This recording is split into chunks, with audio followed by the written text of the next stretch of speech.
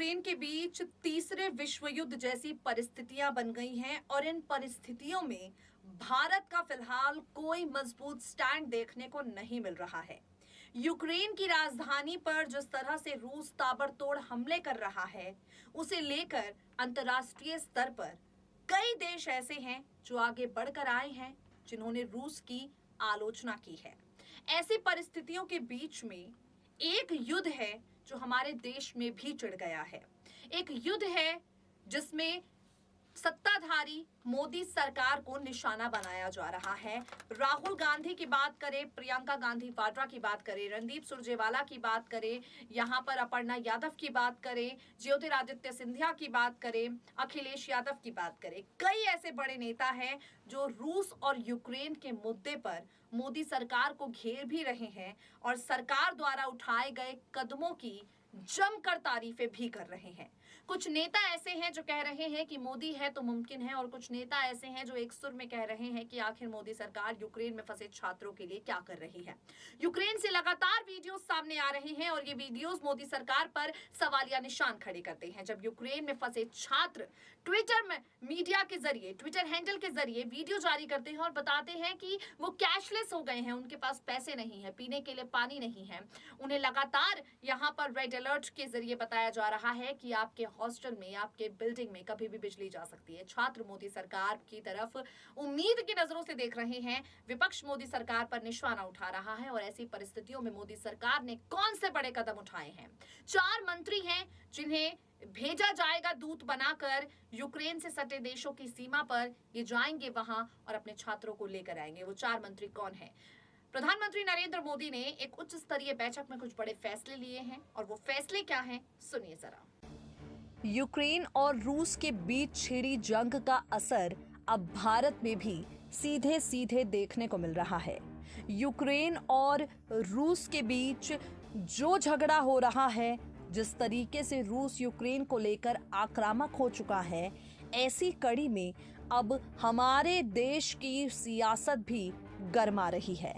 यहाँ पर आपसे चर्चा करेंगे यूक्रेन में फंसे भारतीय छात्रों की। इन छात्रों की सुरक्षा का मुद्दा अब गर्माता जा रहा है। यूपी से लेकर बिहार तक इस मुद्दे पर सवाल उठाए जा रहे हैं।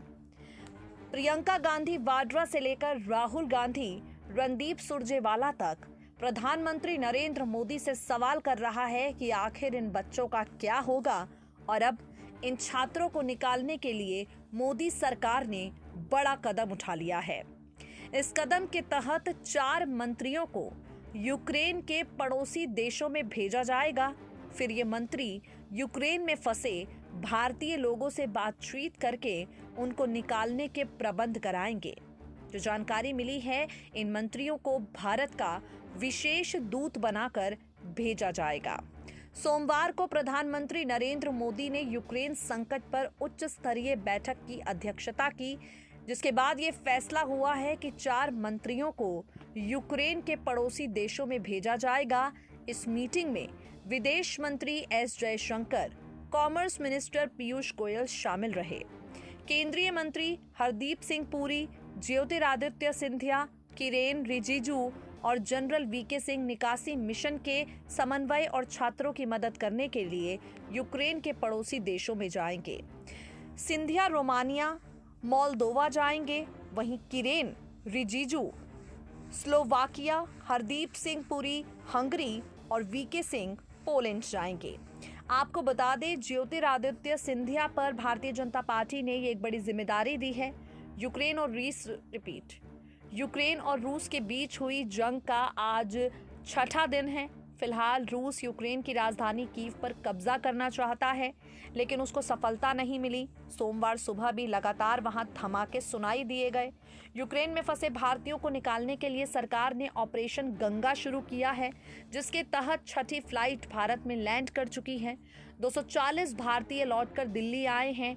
इनको बुडापेस्ट के रास्ते दिल्ली लाया गया है। इससे पहले 5वीं फ्लाइट सोमवार सुबह भारत आई, जिसमें 249 भारतीय नागरिकों को वापस लाया गया है। भारत आकर एक छात्रा कहती है, हम वापस आ गए हैं, हमें खुशी है।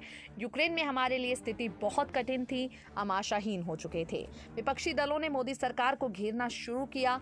मोदी सरकार एक्शन मोड में आई और इसके बाद ये बड़ा फैसला लिया गया है।